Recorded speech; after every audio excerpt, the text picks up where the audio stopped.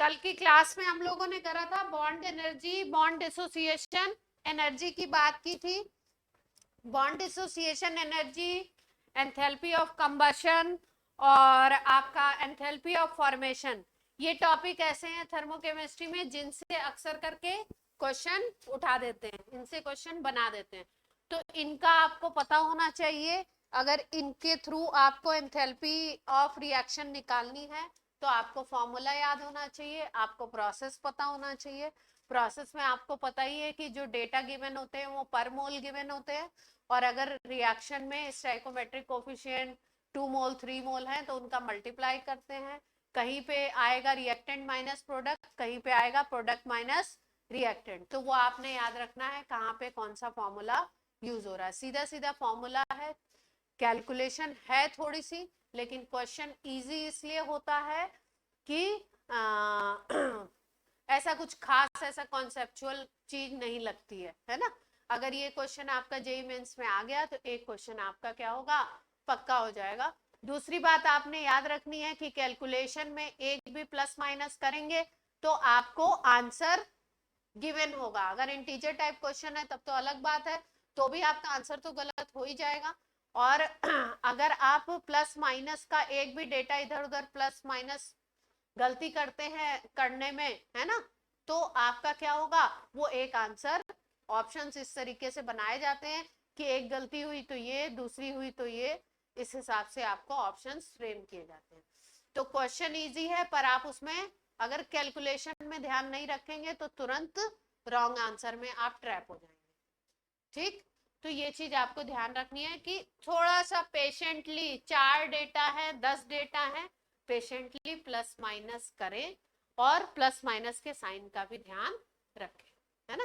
ये बहुत छोटी बात है, 9 के लेवल की बात है, लेकिन बहुत काम की है।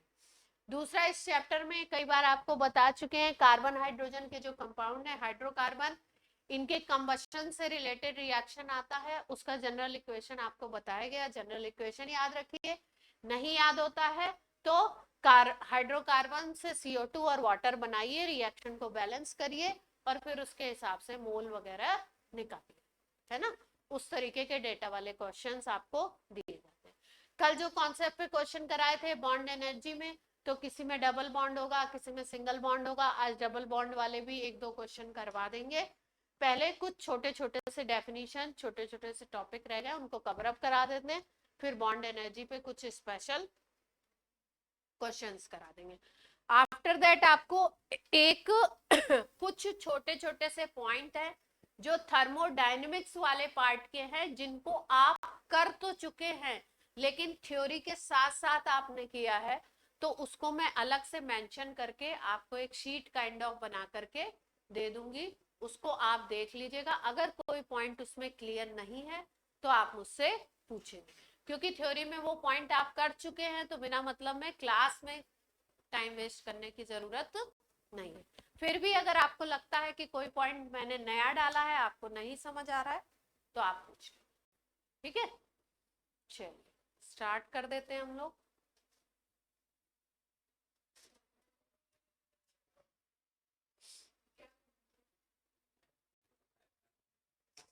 एंथैल्पी ऑफ ट्रांजिशन की बात करते हैं आज।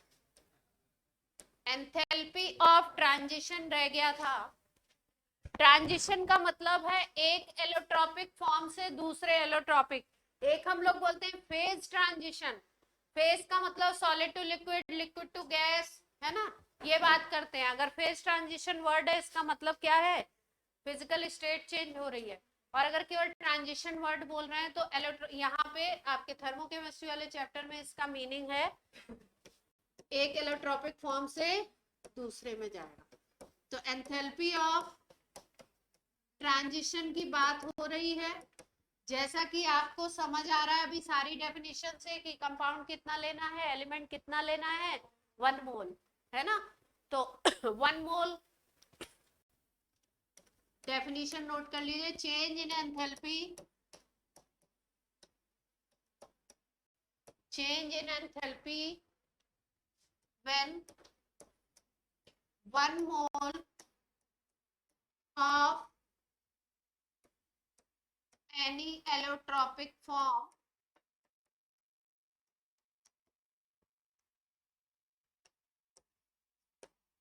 converted into other allotropic form.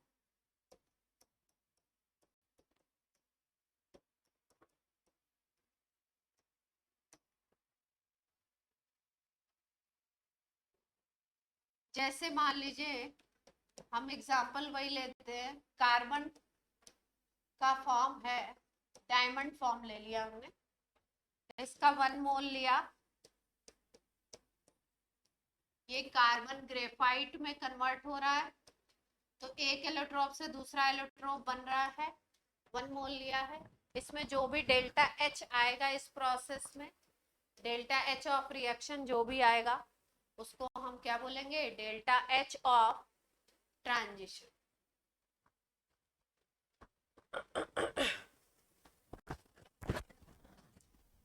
Fix नहीं है, डेल्टा एच ऑफ ट्रांजिशन बोले।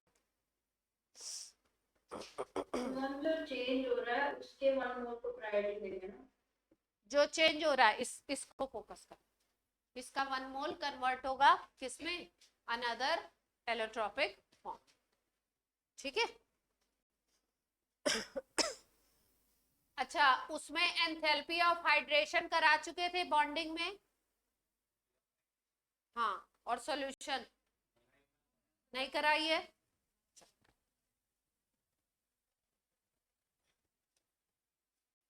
नोट हो गया सबका। एंथैल्पी ऑफ प्रेसिपिटेशन,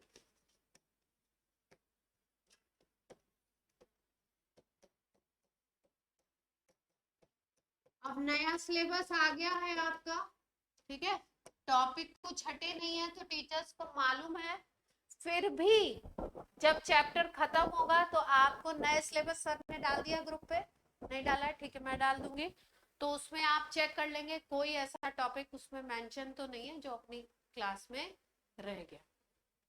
ये चैप्टर खत्म होने वाला है तो इसका देख लीजिएगा।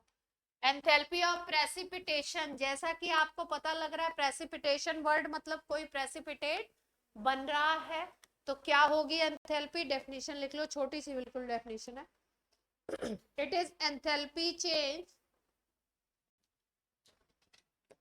Enthalpy change when 1 mole precipitate, 1 mole of precipitate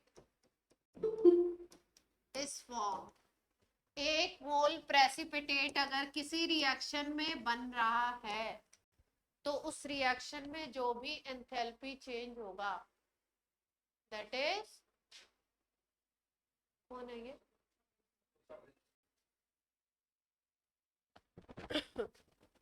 जैसे मान लो रिएक्शन करा रहे हैं हम लोग Na2SO4 का BaCl2 से, है ना, क्लास 10th में भी पढ़ा है आपने प्रेसिपिटेशन का रिएक्शन, पॉपुलर एग्जांपल है। BaSO4 का व्हाइट पीपीटी बनता है, अब क्योंकि आप देख पा रहे हैं रिएक्शन बैलेंस करने पे BaSO4 का व्हाइट पीपीटी कितना बन रहा है मोल, 1 मोल ही बन रहा है ना, तो इसमें एंथैल्पी चेंज, इस रिएक्शन में जो भी एंथैल्पी चेंज होगा उसको क्या बोलोगे, एंथैल्पी ऑफ प्रेसिपिटेशन, प्रेसिपिटेट को शॉर्ट में लिखते हैं पीपीटी।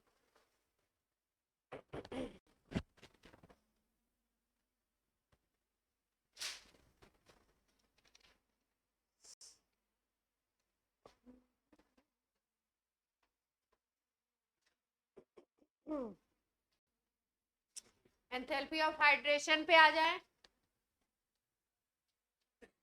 कुछ खास चीज नहीं है इसलिए टाइम वेस्ट करने का मतलब नहीं।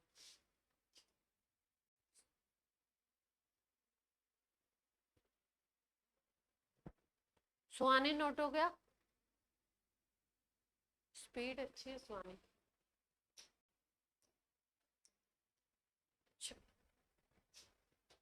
एंथैल्पी ऑफ क्या बोला मैंने, हाइड्रेशन करें, एंथैल्पी ऑफ सॉल्यूशन करें, hydration.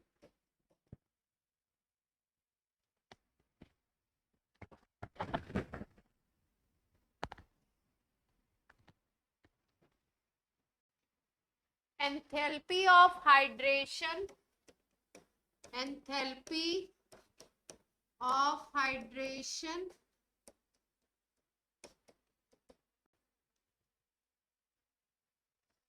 of an anhydrous salt, anhydrous जिसमें पानी कंटेंट नहीं है, और ऐसा भी हो सकता है पार्शियली हाइड्रेटेड सॉल्ट हो, और partially hydrated salt, enthalpy of hydration of an anhydrous salt or partially hydrated salt is defined as enthalpy change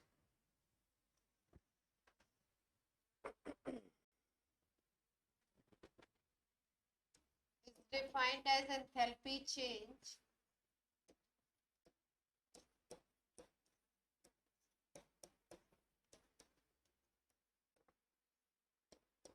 when one mole of when one mole of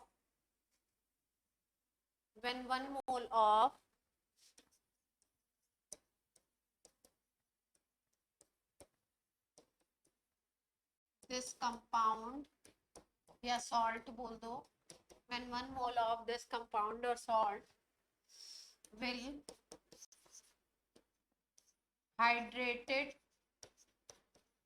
by required amount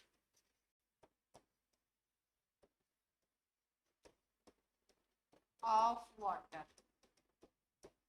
required amount of water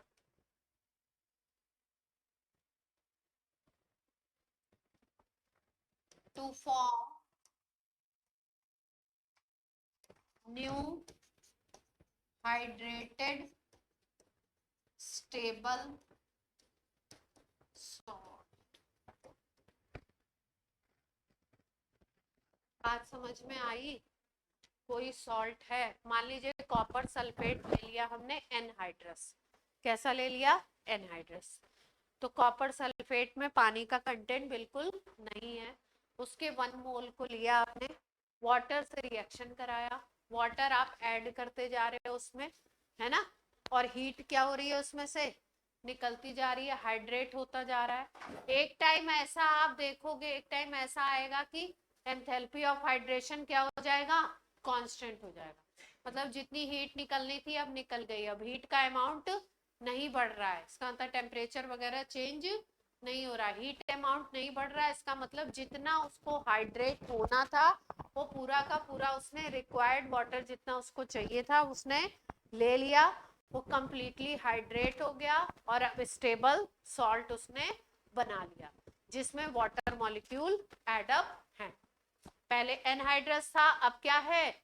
hydrated हो गया, लेकिन वो salt जो बनना चाहिए कैसा बनना चाहिए? स्टेबल बनना चाहिए। कंडीशन है कंपाउंड कितना लेना है? 1 मोल।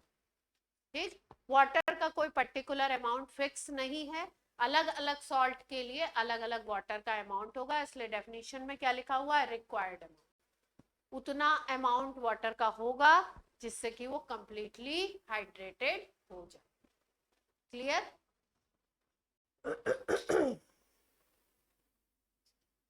जैसे कॉपर सल्फेट अगर हम लोग लेते हैं, कॉपर सल्फेट का पॉपुलर एग्जांपल है तो नोट कर लेते हैं। कॉपर सल्फेट का अगर 1 मोल लेते हैं ना,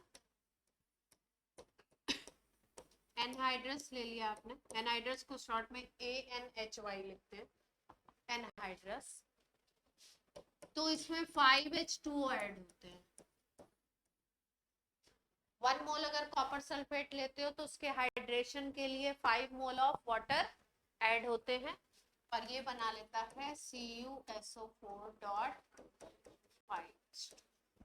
ठीक है, यहाँ पे जो हीट निकलती है वो लगभग निकलती है -78.2 किलो जूल।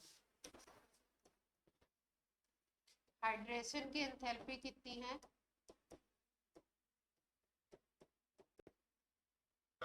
पर मोल भी लिख सकते हैं।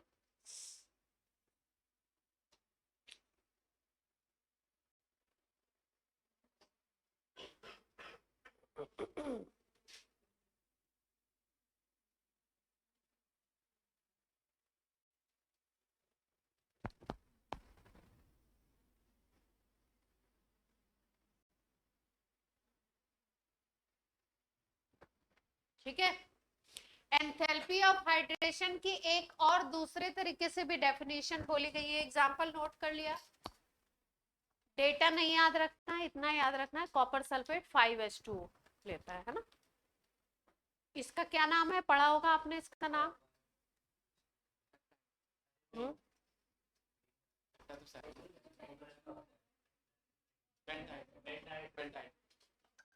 इस कंपाउंड का क्या नाम है?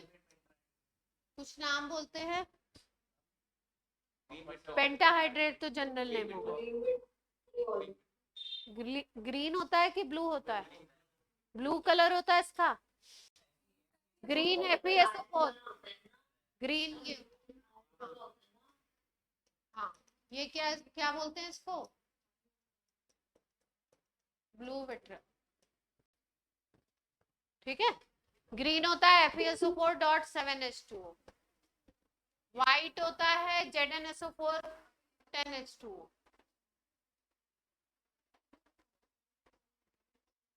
कहीं पढ़ा होगा या सुना तो होगा ही, 10th में सुना होगा भाई, पढ़ाया है मैंने कहीं।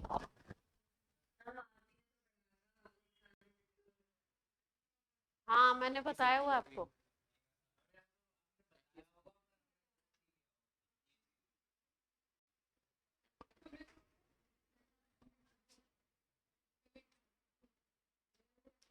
ठीक है, चलो। ब्लू विट्रॉल है और आयरन का बनता है FeSO4.7H2O, उसको बोलते हैं ग्रीन विट्रॉल, उसका ग्रीन कलर। जिंक सल्फेट का व्हाइट बोलते हैं, है ना, ZnSO4.10H2O बनता है, उसको व्हाइट। तीन याद रखते हैं लोग। अब एंथैल्पी ऑफ हाइड्रेशन की दूसरी एक डेफिनेशन है, लिख लीजिए, थोड़ा सा ध्यान दीजिए हल्का सा इसके ऊपर। एंथैल्पी चेंज, और करके लिख लो, एंथैल्पी चेंज, और करके लिखो ना, और ऐसे बीच में लिख दो, पेज के बीच में।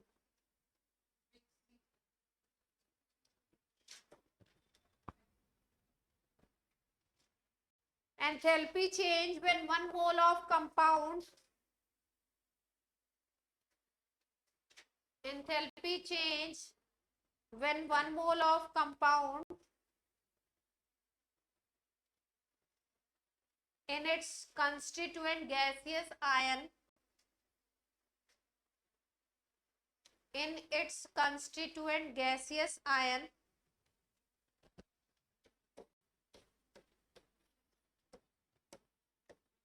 when one mole of compound in its gaseous constituent ions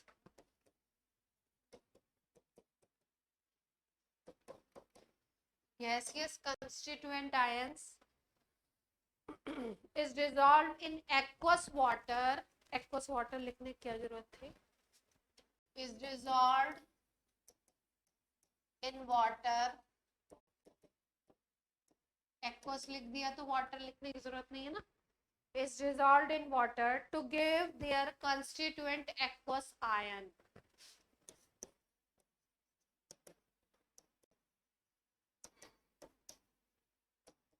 equation से समझा देते हैं बात को।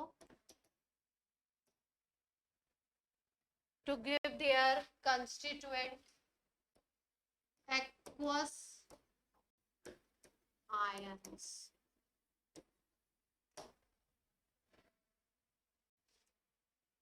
देखो, जैसे मान लो ले लिया आपने NaCl, ठीक है, तो NaCl आपको पता है आयनिक कंपाउंड है, Na+Cl- के फॉर्मेट में हो वो, और गैसियस फॉर्म में हो, और आप उसको कन्वर्ट कर दो किसमें, वाटर के साथ ऐड करो तो वो कन्वर्ट हो जाए Na प्लस एक्वस में और Cl माइनस एक्वस में।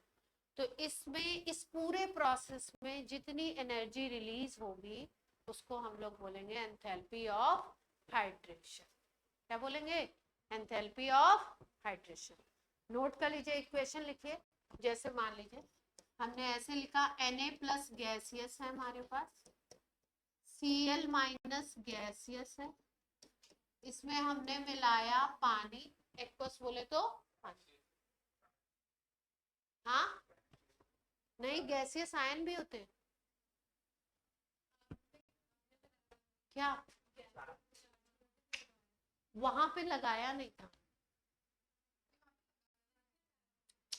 मतलब वहां की रिक्वायरमेंट नहीं थी उसके साथ। यहाँ Na प्लस गैसियस है, Cl माइनस किस स्टेट में है? गैसियस स्टेट में ले आए आप इसको। गैसियस स्टेट में कैसे लाते हैं मालूम है ना? हाँ, जैसे मान लो, समझ लो, इसीलिए तुम्हें बात नहीं समझ आ रही है, तुम्हें नहीं मतलब सबको ही। जैसे मान लो हमारे पास सोडियम सॉलिड है, ठीक है, तो इसको हमने पहले बना दिया Na प्लस, तो आयनाइजेशन एनर्जी लगा दी, ठीक, तो Na प्लस आयन बन गया। इसके बाद हमने क्या किया, यहाँ पे सब्लिमेशन एनर्जी लगा दी। सब्लिमेशन एनर्जी लगा दोगे तो Na प्लस जो सॉलिड है वो किस में कन्वर्ट हो जाएगा? Na प्लस,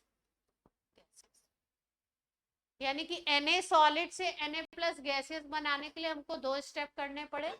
एक स्टेप में हमने उसको किस में कन्वर्ट किया? Na प्लस में कन्वर्ट किया, तो उसमें आयनाइजेशन एनर्जी लगी। दूसरे स्टेप में हमने क्या किया, क्योंकि ये सॉलिड था, अब हमको इसको किस में कन्वर्ट करना है, किस स्टेट में? गैसेस स्टेट में लाना है। तो अब कौन सी एनर्जी लग जाएगी? सॉलिड से सीधे गैस बनाना है, तो सब्लिमेशन एनर्जी। ठीक है, तो यहाँ पे हमें लेना क्या है? Na प्लस किस स्टेट में हो? गैसियस स्टेट में हो। Cl माइनस अगर गैसियस स्टेट में है, उसमें आप पानी ऐड कर रहे हो, एक्वस का मतलब पानी ऐड कर रहे हो, और ये Na प्लस हाइड्रेटेड हो जाए, ये Cl माइनस भी क्या हो जाए? हाइड्रेटेड हो जाए। जब हाइड्रेटेड हो जाता है तो ब्रैकेट में उसके लिख देते हैं एक्वस, तो सोल्यूशन बन गया, उसका सोल्यूशन बना लिया। तो ये Na प्लस किस में कन्वर्ट हो जाएगा? यहाँ लिख देंगे एक्वस। Cl माइनस किस में कन्वर्ट हो गया? एक्वस।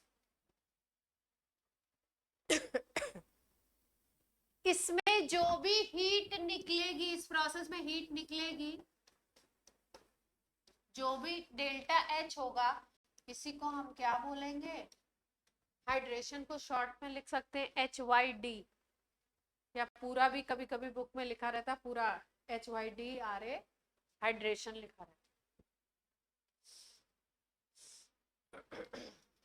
ठीक है, हाँ, और हर जगह में डेल्टा H के ऊपर ये साइन जरूर लगाइएगा। सब हम किस कंडीशन में निकाल रहे हैं? Standard condition. हाँ बोलो गार्गी।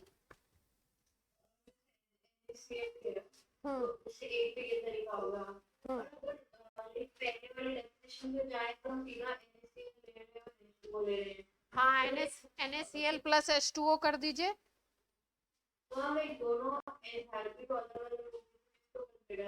इन दोनों में डिफरेंस क्या है ये समझो। कुछ होंगे जो वाटर ऑफ क्रिस्टलाइजेशन रखेंगे, तो वहां पे पूरा पूरा H2O क्रिस्टल के फॉर्मेट में इकट्ठा हो जाएगा उसके साथ, है ना, क्रिस्टल बन जाएगा। तो वो केस था आपका कॉपर सल्फेट का। लेकिन अगर इन जनरल आप उसको सिंप्लीफाई वे में डेफिनेशन बोले तो सेकंड वाली है। कोई भी आयनिक कंपाउंड है, उसके गैसियस एटम्स हैं, गैसियस आयंस हैं, उनको आपने एक्वस आयंस में कन्वर्ट कर दिया ज्यादा से ज्यादा वाटर यूज करके। उसमें जितना आपका डेल्टा H निकला, जितनी हीट निकली, उस निकलने वाली हीट को क्या बोला हमने? Enthalpy of hydration. तो सिंप्लीफाइड डेफिनेशन कौन सी है? ये।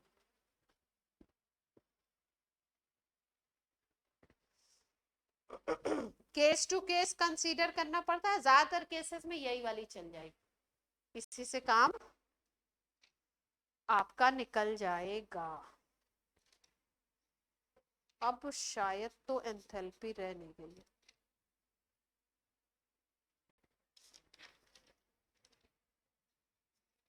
अब एक बहुत ही सस्ता सुंदर टिकाऊ और हर क्लास में पूछ, हर 11th क्लास के पेपर में होता है, अगर थर्मोडायनेमिक्स और थर्मोकेमिस्ट्री का टेस्ट है तो हर पेपर में ये क्वेश्चन होता है ना 11th क्लास, यूज हर जगह आएगा और 11th में पूछ लेते हैं।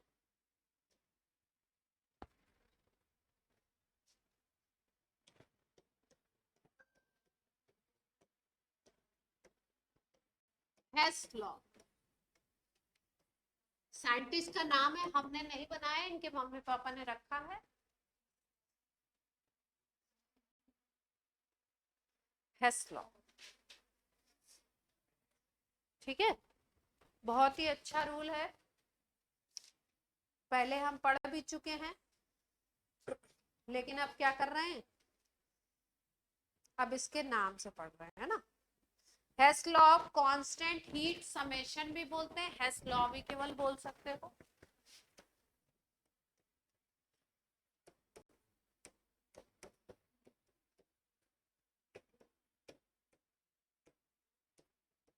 बहुत ही सिंपल है, पहले सिंपल वे में समझाते हैं फिर डेटा के साथ समझाते हैं, लिखना नहीं है, पहले देख लीजिए। जैसे मान लीजिए कोई प्रोसेस हो रहा है, इसमें ए से बनता है ई, ए से क्या बन रहा है, ई बन, और इस केस में डेल्टा एच को हमने लिखा ए टू ई, ऐसे डिनोट कर रही हूँ, डेल्टा एच ए टू ई, ए से ई बन रहा है, इसमें जितना एंथैल्पी चेंज हुआ उसको हमने बोला डेल्टा एच ए टू। ये पहला तरीका था ए से ई बनाने का। मान लीजिए कि आप कोई दूसरा तरीका दूसरे वे से जाते हो, उसमें ए से पहले बी बनता है, बी के बाद सी बनता है, फिर डी बनता है, फिर जाकर के ई बनता है। मतलब कितने स्टेप हो गए, पहले एक ही स्टेप में कर दिया था हमने प्रोसेस, अब कितने स्टेप हो गए, 1 2 3 4, मल्टी स्टेप प्रोसेस बना दिया, लेकिन रिजल्ट वही है कि ए से हमें क्या बनाना है, ई बनाना है, बीच में कुछ इंटरमीडिएट प्रोडक्ट और आ गया है ना। इसमें मान लो तुमने बोला delta H A to B मान लिया, इसको बोल दिया जो भी वैल्यू है इसकी, delta H B to C, इसको बोला delta H C to D, इसको बोला delta H D to E, है ना। तो नोट ना करें, पहले डेफिनेशन लिखेंगे। हेस्ट लॉ क्या कहता है कि कोई भी प्रोसेस आप सिंगल स्टेप में करिए या मल्टी स्टेप में करिए, टोटल एंथैल्पी चेंज हमेशा कांस्टेंट रहेगा। कहने का मतलब ये ए टू ई जाने में आपने पहले प्रोसेस से जो आपने जो भी एंथैल्पी चेंज निकाला वो इक्वल होगा delta H A to B plus delta H B to C plus delta H C to D plus delta H D to ई।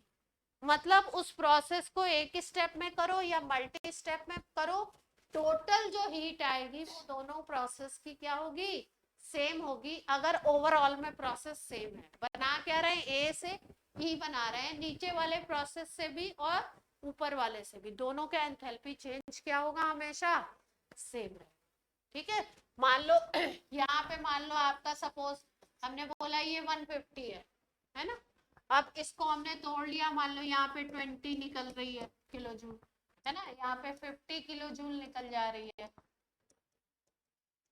यहाँ पे मान लो 60 किलो जूल निकल जा रही है, कितना हो गया टोटल, तो यहाँ पे कितने निकाल दें, टोटल समेशन क्या हो गया, इक्वल, है ना। नोट करेंगे, आप डेफिनेशन नोट करेंगे फिर ये एग्जाम्पल, प्लस माइनस देख लेना, कुछ गड़बड़ हुई तो।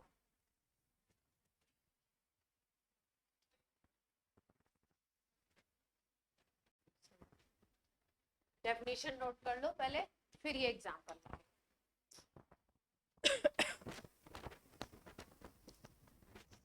this rule is consequence of first law of thermodynamics, this rule is consequence of first law of thermodynamics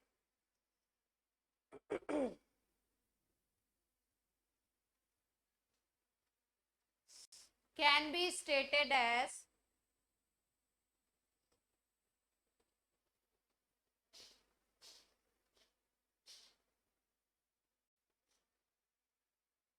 heat absorbed or heat evolved, heat absorbed or heat evolved in a given chemical reaction, in a given chemical reaction is constant, या same भी लिख सकते हैं कि same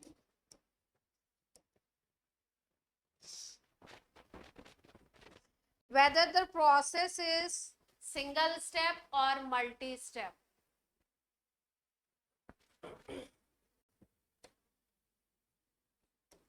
The process is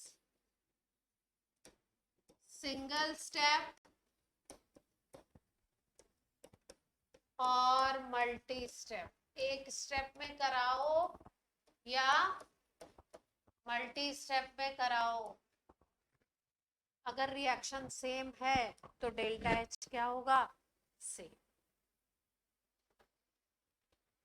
definition note हो गई हो तो एबीसीडी करके पीछे वाला एग्जांपल नोट कर लो।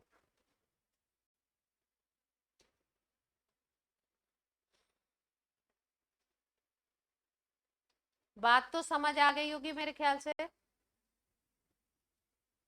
एग्जाम्पल लिख लीजिए धनाधन।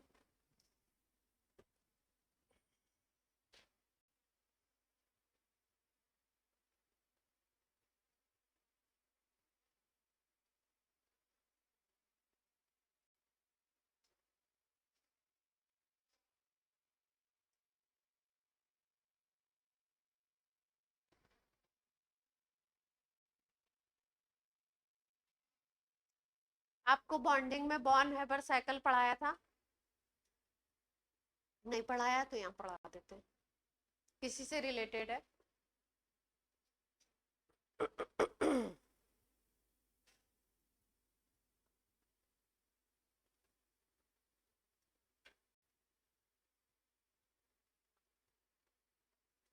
नोट हो जाए तो बोल दीजिए।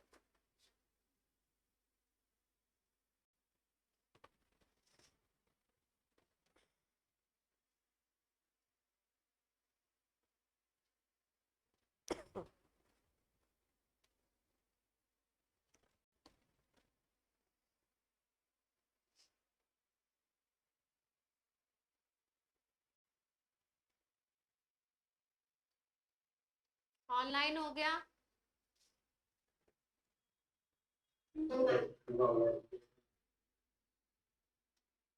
नो मैम आवाज आई, सोहम की आवाज होगी।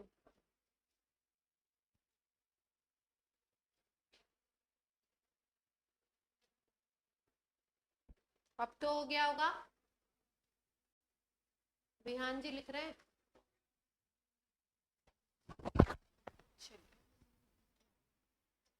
बॉर्न हेबर साइकिल पढ़ लिया जाए। बॉर्न हेबर साइकिल तो इतना इजी है, पूछो ही मत, पर बताएंगे ऐसा नहीं है।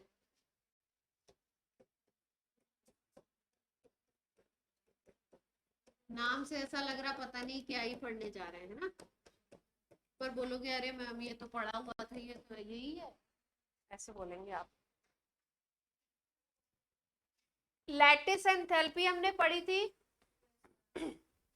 किसी आयनिक कंपाउंड का हम लोगों ने मान लीजिए, या कोई भी अगर क्रिस्टल बना रहा है कंपाउंड, तो उसके 1 मोल को अगर हम लोग क्या करते हैं, उसके गैसियस आयंस में तोड़ देते हैं, है ना, तो उसमें जो हीट निकलती है उस हीट को हम लोग बोलते हैं लैटिस एंथैल्पी।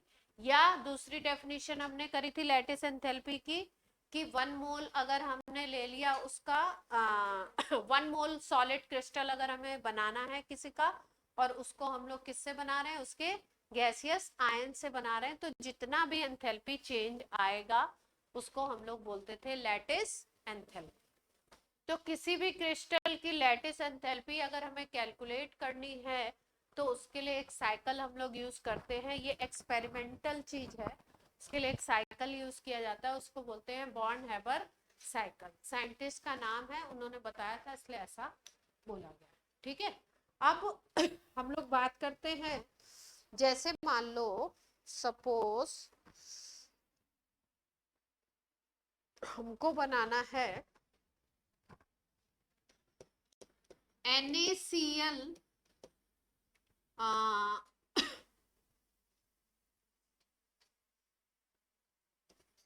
सॉलिड क्रिस्टल है इसका, है ना। इसके सॉलिड क्रिस्टल का हमने 1 मोल लिया और इसको हमको बना देना है Na प्लस गैसियस और Cl माइनस गैसियस। इस सॉलिड क्रिस्टल का हमने कितना लिया है, 1।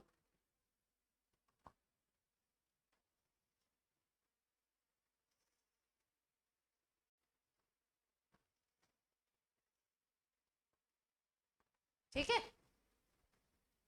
या इसका रिवर्स प्रोसेस हम ये कह सकते हैं कि मान लीजिए हमारे पास Na प्लस गैसियस है और Cl माइनस गैसियस है, इससे हमें बनाना है NaCl का सॉलिड क्रिस्टल 1। दोनों बातें सेम है, दोनों में अगर डेल्टा H निकालेंगे तो वो क्या होगा, एंथैल्पी ऑफ लैटिस एंथैल्पी होगी वो, और ये हम निकालना चाहते हैं, ये कैलकुलेट करना चाहते हैं।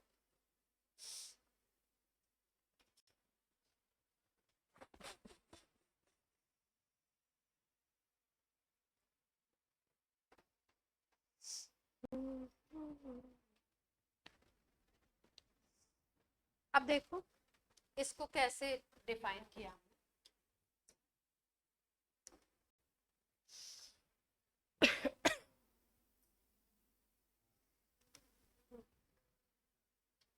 क्या नोट करना है, जोर से बोलो फिर, तो धीरे से क्यों बोल रहे हो।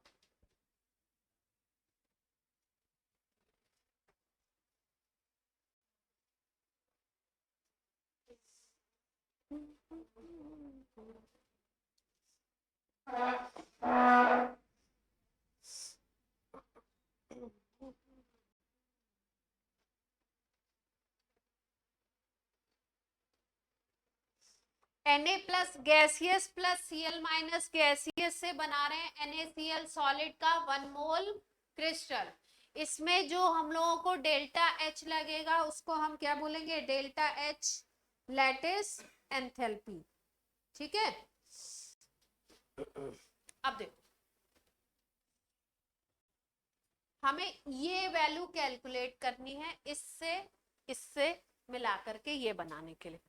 तो प्रोसेस कहां से शुरू होगा, देखो जैसे मान लो हमारे पास है सोडियम सॉलिड। क्या है हमारे पास, सोडियम सॉलिड है।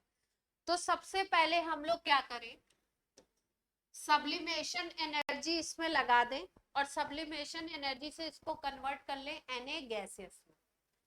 कौन सी एनर्जी लगी यहाँ पे, Se लग गई, जिसको हम बोलते हैं सब्लिमेशन एनर्जी। शॉर्ट में हमने लिख दिया इसको क्या, Se। ठीक, तो यहां से बन गया Na गैसियस। फिर उसके बाद हमने यहाँ पे लगाया इसका आयनाइजेशन एनर्जी। आयनाइजेशन एनर्जी लगा दोगे तो गैसियस एटम किस में कन्वर्ट हो जाएगा, आयन में कन्वर्ट हो जाएगा, तो स्टेट वही रहेगी गैसियस वाली। ठीक,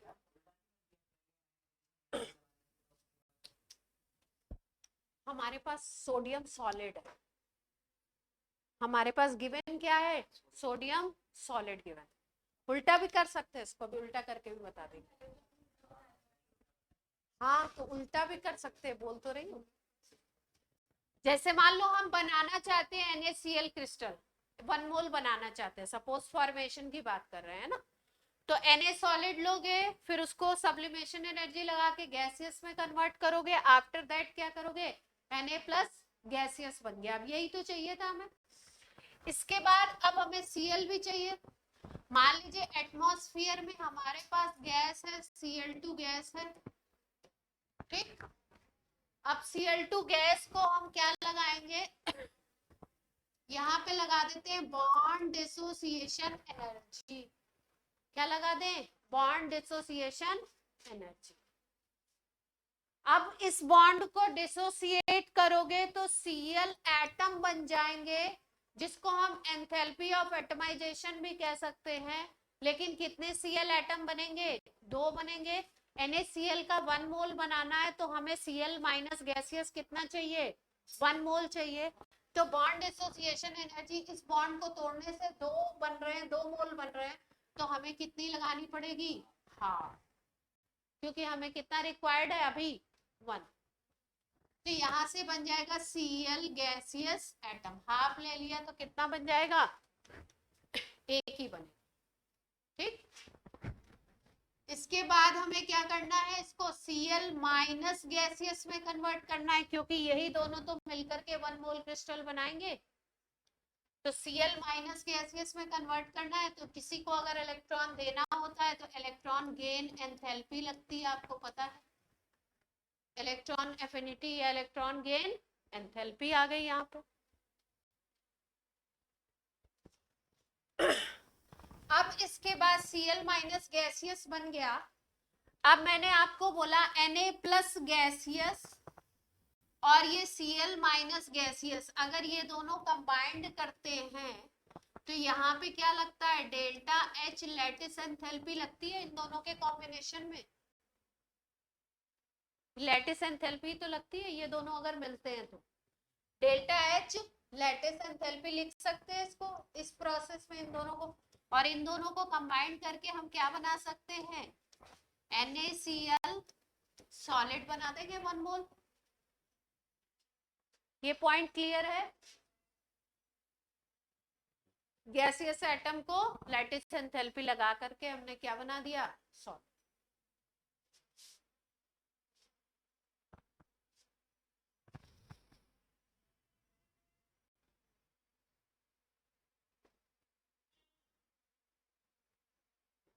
यहां तक कोई दिक्कत है, पूरा जो हमने प्रोसेस करा है, पूरा जो प्रोसेस किया आपने, पूरे प्रोसेस की एनर्जी अगर टोटल एनर्जी देखो तो कितनी हो जाएगी, sublimation plus ionization plus half BDE plus EGE plus lattice enthalpy, delta H lattice enthalpy, ठीक है। अब आपको एंथैल्पी ऑफ फॉर्मेशन की क्या डेफिनेशन बताई थी, जरा बता दीजिए जल्दी से। नहीं याद हो तो पढ़ के बोलो, याद नहीं होगी इतनी जल्दी।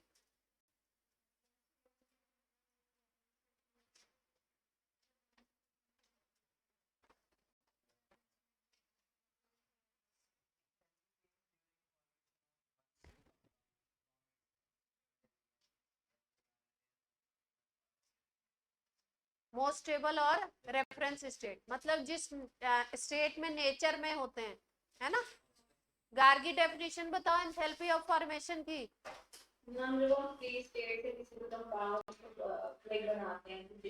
क्या बनाते हैं, 1 मोल, 1 मोल बनाते हैं ना। तो यहाँ पे अगर देखो तो सोडियम की कौन सी स्टेट थी, फ्री स्टेट में, Na सॉलिड के फॉर्म में होता है। Cl किस फॉर्म में था, फ्री स्टेट में Cl2 के फॉर्मेट में होता है, गैसियस फॉर्म में होता है। उससे हमने क्या बना लिया, 1 मोल क्रिस्टल बना लिया। यानी कि अगर इस टोटल एनर्जी को आप बोलो तो टोटल एनर्जी जितना भी आएगा उसको enthalpy of formation of NaCl कह सकते हैं। इससे सब लोग एग्री कर रहे हैं। तो इसका मतलब हमारे पास डेटा क्या आया, एंथैल्पी ऑफ फॉर्मेशन का ऑफ NaCl, ये वैल्यू क्या आ गई हमारे पास, सारी की सारी एनर्जी जोड़ दें,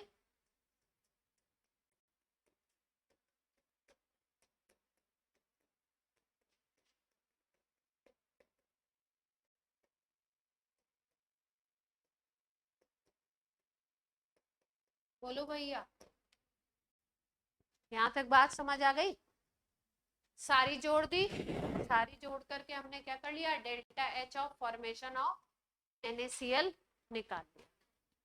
इतने सारे प्रोसेस में पूरा जो भी लगाया था उसको हमने क्या बोल दिया, एंथैल्पी ऑफ फॉर्मेशन। अब आप बोलोगे इतना लंबा सारा साइकिल बताया क्यों? किसी क्रिस्टल को अगर 1 मोल बनाना है तो प्रोसेस हमें इस तरीके से करना पड़ेगा, ये प्रोसेस सिखाने के लिए। दूसरी चीज इससे क्या पूछी जा सकती है, आपको इनमें से जितने भी डेटा हैं सारे डेटा दे करके केवल एक डेटा नहीं देंगे और उसकी वैल्यू आपसे पूछेंगे। तो आपको अगर मालूम होगा कहाँ पे हाफ BD लगाना है, कहाँ पे इलेक्ट्रॉन गेन एंथैल्पी लगानी है, कहाँ पे सब्लिमेशन लगानी है, सारा कॉन्सेप्ट क्लियर होगा तभी तो आप उसको लगा पाएंगे। क्योंकि क्वेश्चन में ऐसा भी हो सकता है कोई एक्स्ट्रा डेटा दे दे, तो आपको सोचना पड़ेगा अगर किसी चीज को बनाना है तो हमें कितना चाहिए, है ना, रिक्वायरमेंट कितने की है ये। हाँ, एडवांस में पहले आए लैटिस एंथैल्पी निकालने वाला, ये फॉर्मेशन दे रखा था और फिर ये निकाला।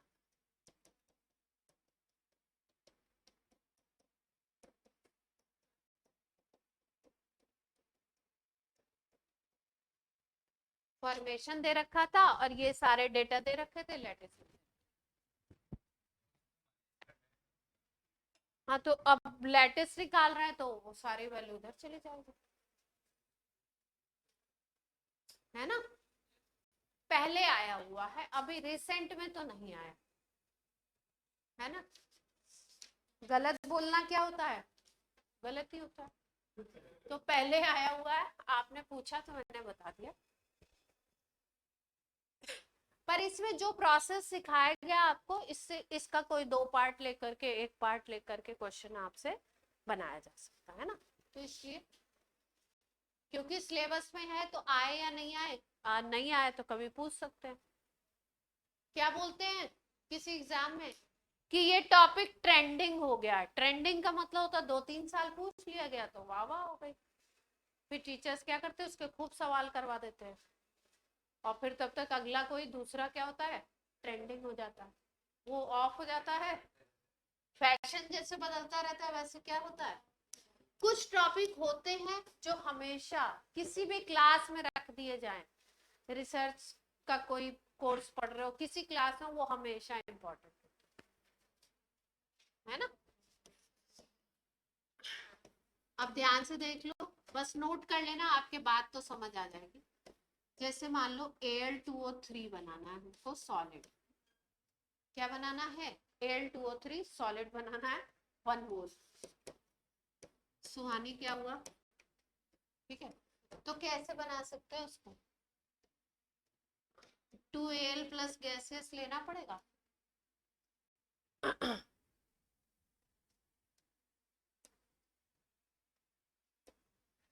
गैसियस आयंस लेंगे और 3 ऑक्साइड वाला आयन लेंगे गैसियस, है ना, इसी से तो बना +3। हाँ, ये Al पे चार्ज +3 होता है ना, चार्ज वगैरह का ध्यान रखिए। Al2O3 कैसे टूटता है, 2Al + 3 और 3O -2, O-2 इज ऑक्साइड है, ठीक है। इसको क्या बोलोगे आप, डेल्टा H लैटिस बोलोगे, यही है लैटिस एंथैल्पी, उल्टे फॉर्मेट में लिखती है मैंने।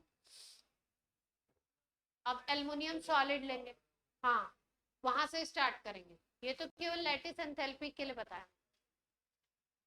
कहां से चालू करें, 2Al चाहिए, सॉलिड है तो क्या करें, 2 सब्लिमेशन एनर्जी लगानी पड़ेगी, 2 multiplied by sublimation energy, double है ना।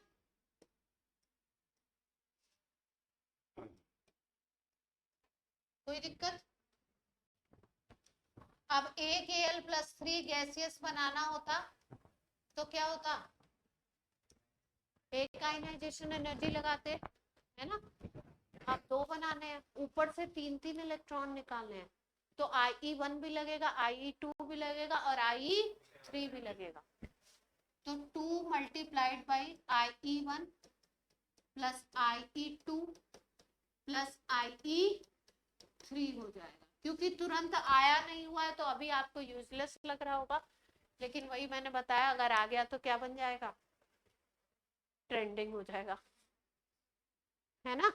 तो किसी टॉपिक को कभी हल्के में लेकर के उसको इग्नोर नहीं मारना है।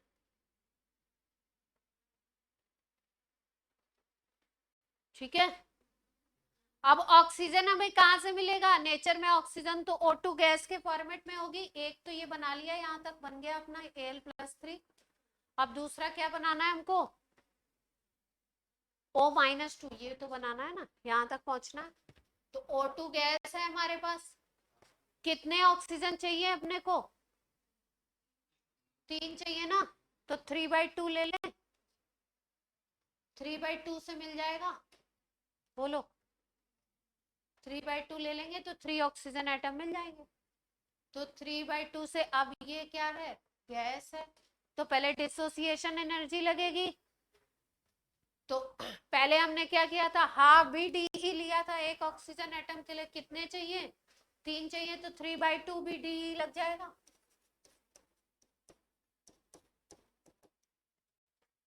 अब क्या बन जाएगा यहाँ पे, सीधे लिख दिया हमने। फिर उसके बाद क्या करें, आयनाइजेशन एनर्जी कौन कौन सी, इलेक्ट्रॉन गेन एंथैल्पी कौन कौन सी लगेगी, पहली और दूसरी, 2 इलेक्ट्रॉन ऐड कर रहे हो ना, 3 का मल्टीप्लाई करके EA1 लिख दो या EGE भी लिखते हैं, इलेक्ट्रॉन एफिनिटी 1, इलेक्ट्रॉन एफिनिटी 2, क्या बना लिया,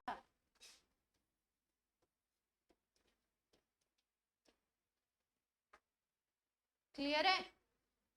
इन दोनों को जोड़ के क्या बनाएंगे, लैटिस, इसको और इसको जोड़ करके क्या बना लोगे, लैटिस बनाओगे ना, जो ऊपर लिखा हुआ, अरे 1 मोल Al वाले में 2 रह गया, ठीक है, अभी सही है। अब इसको फॉर्म, अगर पूरे को फॉर्मेशन बोलते हो, पूरे को क्या बोला, फॉर्मेशन, पूरी एनर्जी को जितनी लग गई, तो सबको जोड़ के लिख दो, क्या बन जाएगा, पहले 2 मल्टीप्लाइड बाय सब्लिमेशन लगा था, फिर क्या लगा था, 2IE1 plus IE2 plus IE3। केवल अगर IE लिखते हो ना, केवल अगर IE लिखते हो तो इसका मतलब होता है IE1 मेंशन कर रहे हो। फिर क्या लगाया था हमने, डेल्टा H लैटिस भी था, लास्ट में लगा था, यही हम पहले ही लिख दे रहे हैं।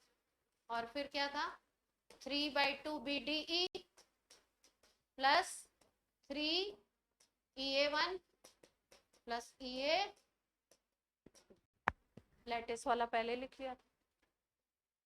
तो बॉन्ड हैबर साइकिल अगर किसी कंपाउंड के लिए लिखना है तो आप बना लेंगे बॉन्ड हैबर साइकिल, ठीक है। जैसे आपको सवाल बनाया जा सकता है कि कोई ड्रॉ करके दे दे किसी कंपाउंड के लिए बॉन्ड हैबर साइकिल, है ना, और कुछ नंबर उसमें मिसिंग कर दें, या पूरी बॉन्ड हैबर साइकिल बना दें और बोले कौन सा रॉन्ग लिखा है, कौन सा स्टेप, किसी स्टेप को ABCD नाम दे दें और लिख दो। तो आपको बॉन्ड हैबर साइकिल बनाना है तो आप सही बना लोगे, नोट हो गया।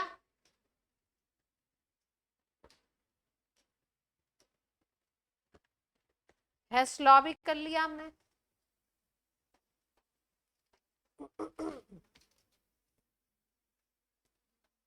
सवाल कर लिया जाए,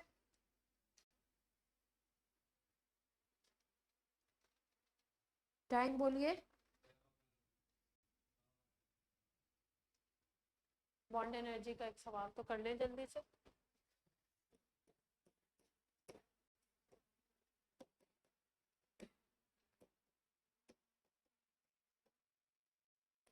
देखो अभी आपका सिलेबस वगैरह थोड़ा सा तो कम ही कर दिया गया है ना, जेई में भी, है ना। वैसे चैप्टर तो खत्म कर दिए, हटा दिए गए, तो बहुत ऐसे हड़बड़ी नहीं करेंगे, सिलेबस के ढंग से तरीके से ही करेंगे हम लोग। पहले थोड़ा हड़बड़ी करनी पड़ती, लेकिन अभी नहीं करेंगे, अभी तरीके से ही सिलेबस करेंगे। तो हो सकता है आपकी एक क्लास और लूं मैं, किसकी, ओनली PYQ, इस चैप्टर के ओनली PYQ लास्ट क्लास। वैसे चैप्टर आज क्या है आपका, डन डन डन डन ये जो हम जी। अगर जैसे गैसेस स्टेट है तो वो हम मेन से हटा दिए तो हम वो करेंगे।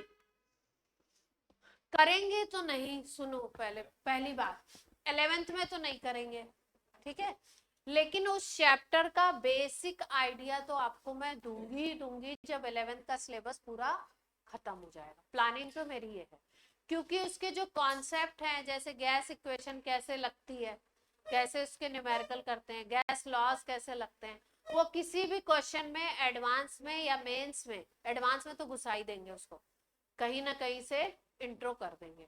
और 8-10 दिन में मुझे लगता है एडवांस का भी सिलेबस आ ही जाएगा, तो मुझे नहीं लगता है कि वो एडवांस से हटेगा, है ना।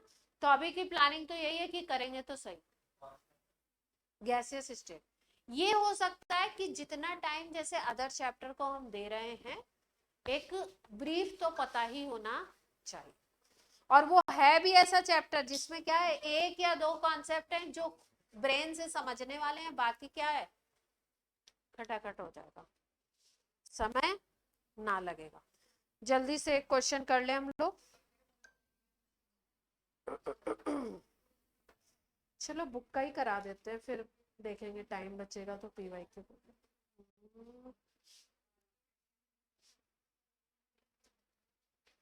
हमने बातें ज्यादा कर ली क्या, हैं? आप बोल सकते हो, ऐसी कोई बात नहीं है कि मैम आप बातें ही ज्यादा करते हो, बहुत ज्यादा बात, उससे मुझे भी ध्यान रहेगा कि मैं गड़बड़ नहीं करूं। अभी तो एक बढ़िया सवाल दिखा था आपका, बहुत बातें करते हैं मैम तो।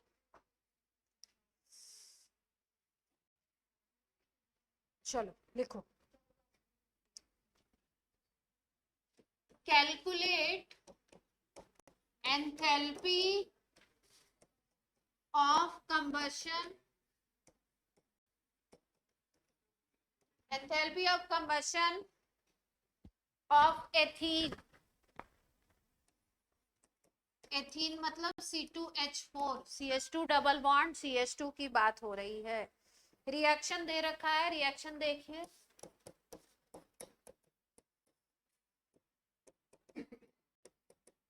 इसका क्या हो रहा है, कंबशन हो रहा है, ऑक्सीजन की प्रेजेंस में जल रहा है, 3O2 है, 2CO2 बनेगा, पानी कितना बनेगा,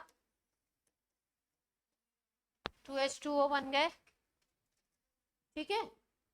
इस रिएक्शन के लिए कंबशन यही है ना, कंबशन का मतलब क्या था, 1 मोल कंपाउंड एक्सेस ऑफ ऑक्सीजन में जल जाए, पूरा कंप्लीटली जल जाए। कंप्लीटली जलने का मतलब पूरा का पूरा कार्बन उसका CO2 में कन्वर्ट हो जाए। यहाँ पे दिख रहा है 2 कार्बन, 2 मोल कार्बन है, आपने 2 मोल CO2 बना दिया, यानी कि पूरा का पूरा वो क्या हो गया, बर्न हो गया, कंबशन उसका हो गया, ठीक है। तो इस रिएक्शन के लिए आपको एंथैल्पी ऑफ कंबशन निकालना है, मतलब इस रिएक्शन के लिए एंथैल्पी ऑफ रिएक्शन निकालना है। डेटा क्या गिवन है, डेटा देख लेते हैं। एंथैल्पी ऑफ कंबशन निकालना है आपको, इसका मतलब इस रिएक्शन के लिए एंथैल्पी ऑफ रिएक्शन चाहिए, ठीक। क्वेश्चन में बॉन्ड एनर्जीज दी गई हैं, कल आपको एंथैल्पी ऑफ रिएक्शन निकालने का बॉन्ड एनर्जी के थ्रू एक फॉर्मूला बताया था, वो जल्दी से बताएं। रिएक्टेंट माइनस प्रोडक्ट था या प्रोडक्ट माइनस रिएक्टेंट, तो आपको इसका मतलब इसका रिएक्शन का निकालने के लिए summation of bond energy of reactant minus summation of bond energy of product करना है। अब सारे बॉन्ड अगर दिए होंगे तो हमारी बात बन जाए।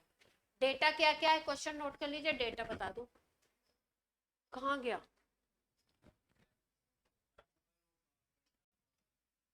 ये थोड़ा कहाँ सर आ गए, चल जल्दी नोट करो।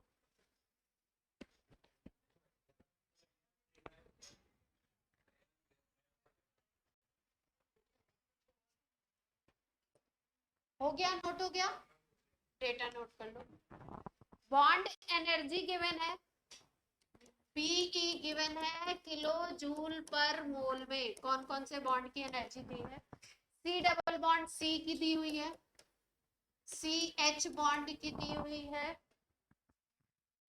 ओ डबल बॉन्ड ओ की दी हुई है, सी डबल बॉन्ड ओ का दिया हुआ है। इतने सारे बॉन्ड है ना इसमें, और ओ एच बॉन्ड की भी दी हुई है। क्या क्या डेटा है देखो, पहला है 619, सी डबल बॉन्ड सी का 619 है, फिर है 414, 414, ओ डबल बॉन्ड ओ का है आपका 499, और 724 सी डबल बॉन्ड ओ का, और आफ्टर दैट आपका 460।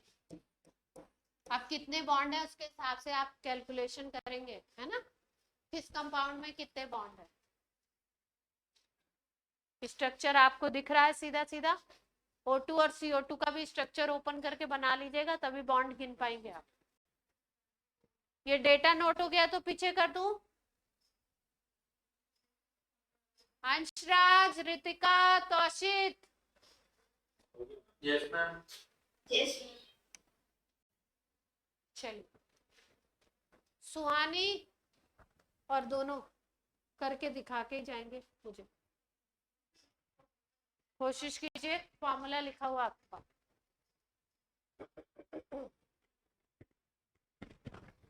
ध्यान रखिएगा, CO2 के स्ट्रक्चर में 2 CO बॉन्ड होते हैं एक CO2 में, तो 2 CO2 हैं तो 4 CO बॉन्ड की एनर्जी लगेगी।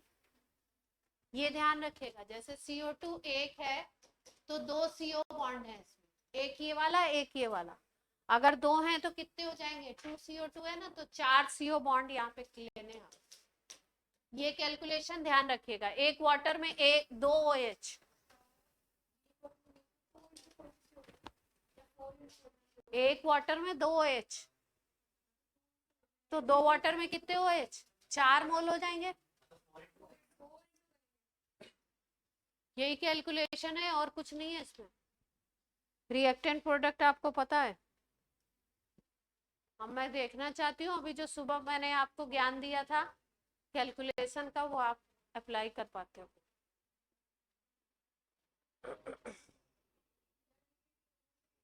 ये वाले कंपाउंड में एक सी डबल बॉन्ड सी की लगाएंगे एनर्जी, और 4 CH बॉन्ड, 4 मोल CH बॉन्ड है, देख रहे हैं। O2 में भी देख लीजिएगा, हाँ O2 में O डबल बॉन्ड O एक है, और 3 O2 है तो 3 का मल्टीप्लाई होगा।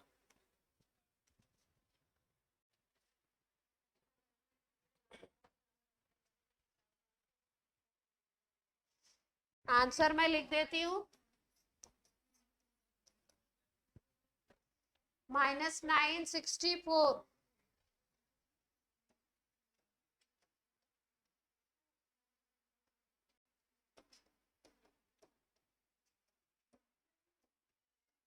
सब लोग आंसर तक पहुंच जाए। 964 माइनस में आ रहा है। कैलकुलेशन लंबी है। हाँ हाँ हाँ बिल्कुल, क्लास खत्म है, जा सकते हैं।